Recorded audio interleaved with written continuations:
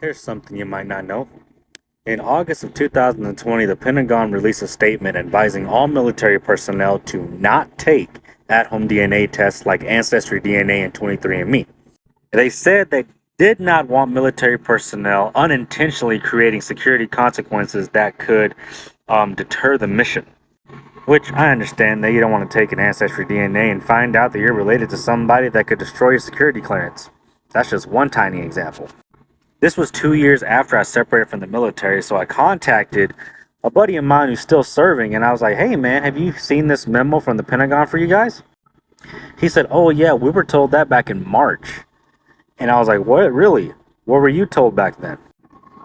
At that time, they were told that somewhere in the entirety of the United States military, an officer of high rank took an at-home DNA test and found out he had 4 kids scattered across the globe, and all of their birthdays coincide to when he was stationed in those countries.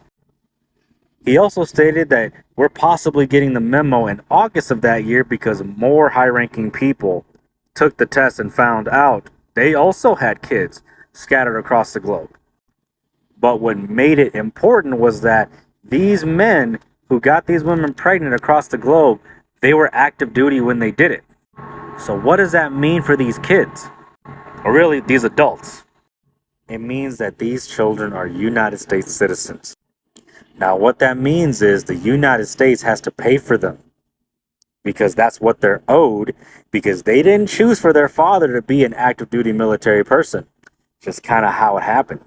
But we all know the United States is really, really cheap and doesn't like paying out shit, even to people that they owe.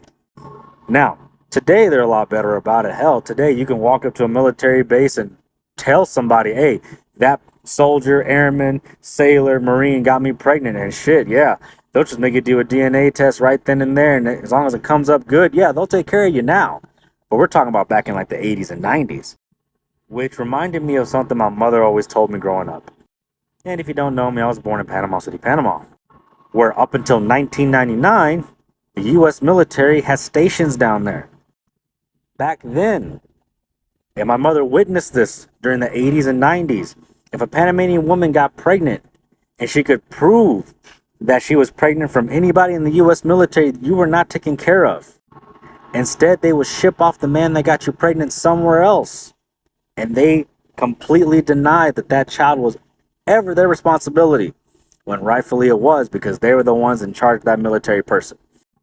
Luckily today it's a lot better and they don't play with that shit no more. But damn.